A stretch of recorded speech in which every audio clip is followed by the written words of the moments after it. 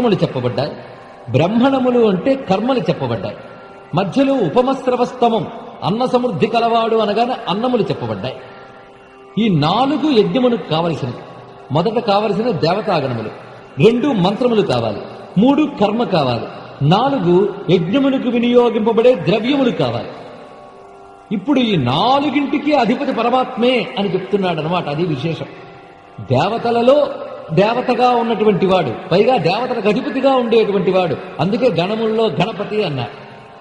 అదేవిధంగా స్వామి అన్న సమృద్ధి కలవాడు, అంటే యజ్ఞ ద్రవ్యాలన్నీ ఆయన వల్లే వస్తున్నాయన్నమాట. అటువంటి స్వామి కర్మలకు కూడా పతి అయినటువంటి వాడు అన్నారు. యజ్ఞంలో వాడబడే అన్నింటికీ ఎవడి పతో అతడే ముందు వస్తే తర్వాత యజ్ఞకర్మంతా చక్కగా జరగబడుతుంది. అంటే ఇప్పుడు గణపతి అంటే ఏమి అర్థమైంది? ఏదో విఘ్నాలు తొలగించే మామూలు దైవం కాదు ఆయన. పరిపూర్ణుడైన పరబ్రహ్మయే